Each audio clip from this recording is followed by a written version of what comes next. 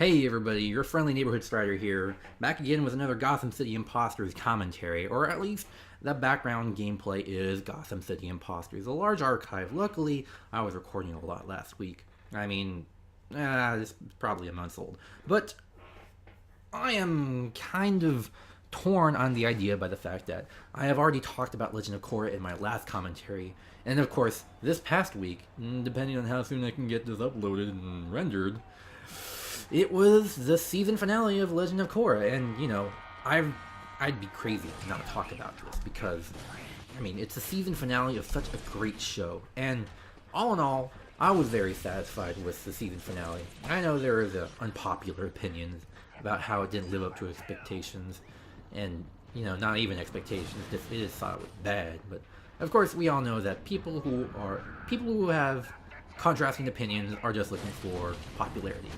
Well, not really, but that's how it feels sometimes. But if they have a legitimate argument, fine. But I, for one, like the season finale. And spoilers abound, I'm going to mainly talk about different points that I want to discuss, or at least bring my opinion to the table. I'm not going to recap the episode. I'm just going to make sure I bring it up a little slightly. So, season finale of Legend of Korra, 1 hour finale, 2 episodes. Let's see, Skeletons in the Closet and Endgame. First, let's talk about the big elephant sitting in the room since the last episode. General Iroh and his voice from Dante Bosco, otherwise known as Prince Zuko. And the voice behind General Iroh is pretty much it's just pretty much Prince Zuko. And it's really weird hearing just this man. This man is a general. He is a decorated general. He is at least going to be in his early 30s. Maybe older, maybe a little older. He looks pretty stout and old. Definitely not old, but definitely not young. And it's like that. He has the voice of a teenage boy.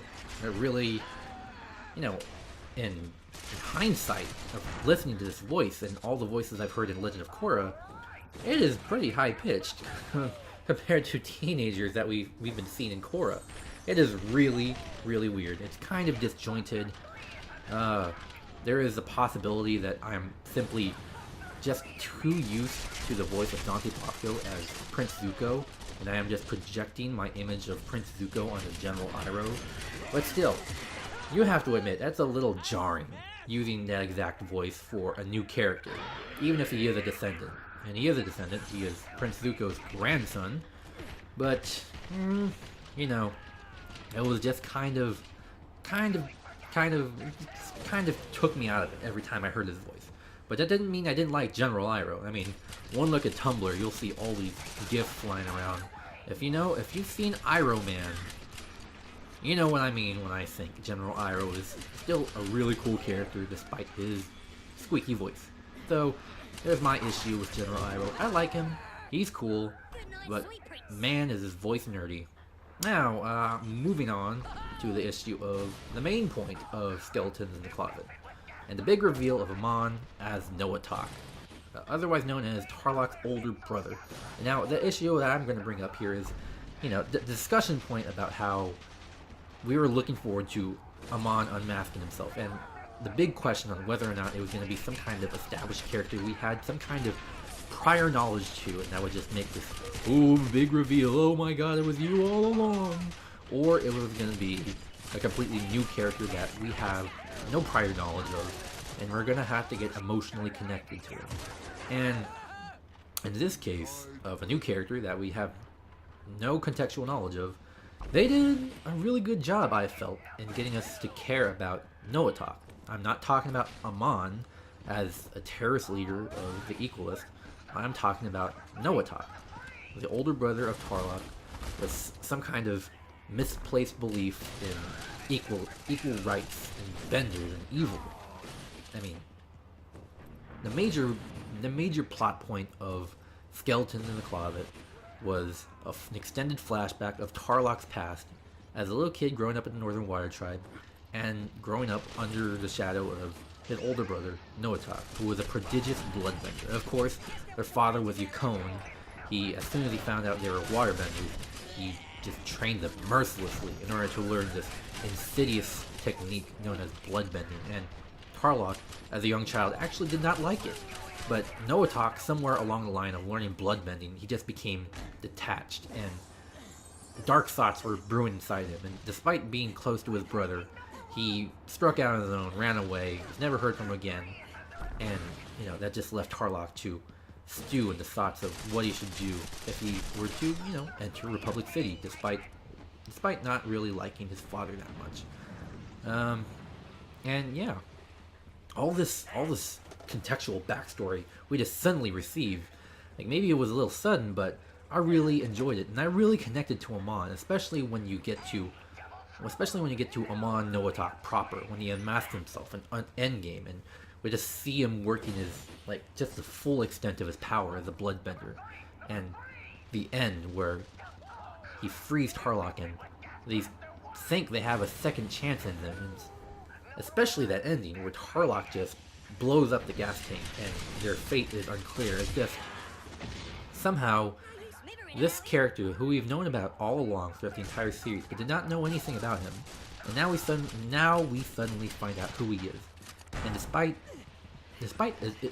it essentially being a brand new character introduction, I was suddenly caring about him. It helps that Amon himself was a cool and mysterious character before, as a separate character. Now that we know who he is and his backstory, I really dug it. It was really good, that part. So there's that. Now, I'd be remiss if I didn't bring up the love triangle and my opinions on it. And of course, the first character I have to talk about is Mako. And it's so ironic how, in the very beginning, everyone latched on to Mako, how cool he was. He was a street rat firebender. Everyone just latched onto him, and then the triangle came out, and the shipping wars came around. But, in recent episodes, Mako just became a joke. Nobody cared about the love triangle situation. Nobody cared about Mako. He wasn't doing anything to develop his character. And if he was doing anything to develop his character, it was pretty shallow, oh my god, where's Korra? I care about her a lot now, guys. Did you know that? I care about her a lot. Oh, hey, Asami, you're my girlfriend. Oh, have you seen Korra? It's just so paper thin. Where is this coming from? Why are you suddenly like this? I mean, it's not enough that you just suddenly realize your feeling of love for Korra. It just doesn't make any sense it's just a 180. That might be the fault of the show itself being so condensed and being so fast-paced, and I don't dislike the fact that the show is so fast-paced and it condenses so much information in one episode. But in terms of, for example, Mako and this love triangle situation, it did not work out in their favor in terms of this love triangle. And at the very end, when we reached the finale, it was not very satisfying, this whole relationship thing. Teenage years are all about confusing feelings of love and relationships, but it just did not work out in the end. Despite how much I love the series, how much credit I give it, and how much you want to participate in the shipping wars, nobody cares. But Asami, on the other hand, is pretty interesting because I really liked her closure, and it had nothing to do with her relationship to Mako. The piece of closure that she got that was really satisfying towards me was her confrontation with her father, who was 100% a horrible father, now an equalist, does not like vendors. It's just, excuse me, it's just the closure she gets by confronting her father in a mech fight, no less, a mecha fight. And she comes to terms with the fact that her father is irredeemably filled with hatred, and nothing she can do can turn him back. He is just filled with so much hatred, and Asami is just a normal, gentle woman. She does not want to inflict pain on others. She's just a normal, rich girl. And yet her father, who has all this power and knowledge and money, is only interested in inflicting harm on these people who he felt has wronged him. And that's a big disparity between the daughter and father. And Asami even brings up how his wife, her mother, would be disgusted to know that Hiroshi Sato is doing this. There's a huge disparity, and yet they're still father and daughter.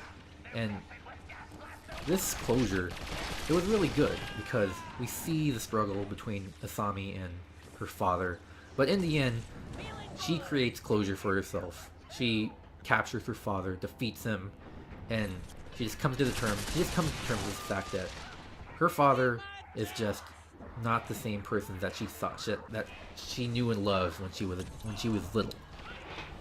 And throughout the entire series, since Hiroshi Sato revealed himself to be an equalist, this conflict has been gnawing away at her character, and she finally has closure. And despite the fact that the love triangle was not resolved very gracefully at all, I think the relationship between Asami and her father, between two conflicting emotions, between family, I think that worked out really well in the end.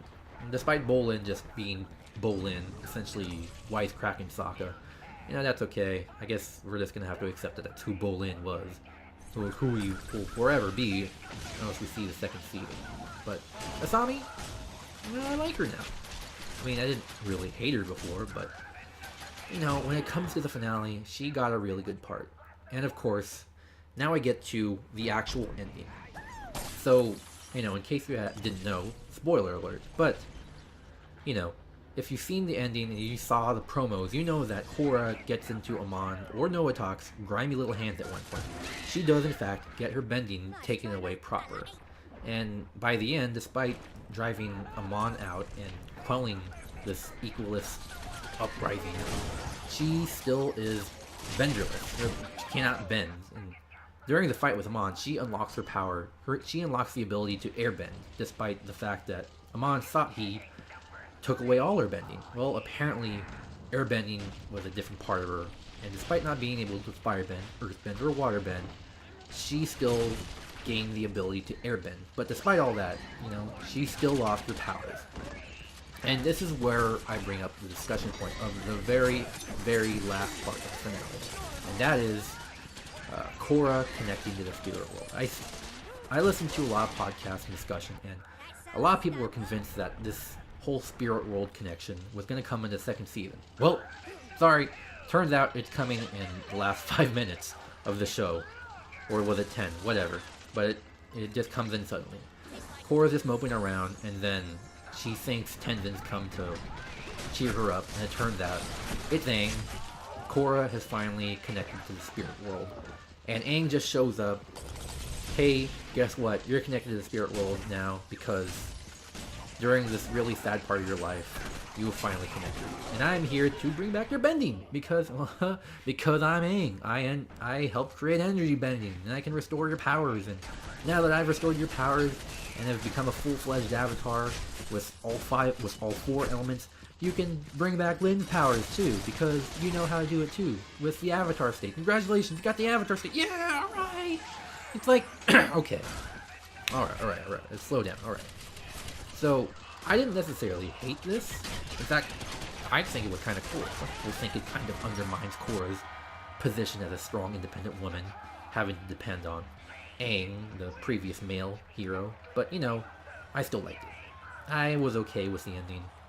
And, we finally get to see Aang proper. So, there you go. My thoughts on Legend of Korra season finale. Hope you guys enjoyed it. See you guys later.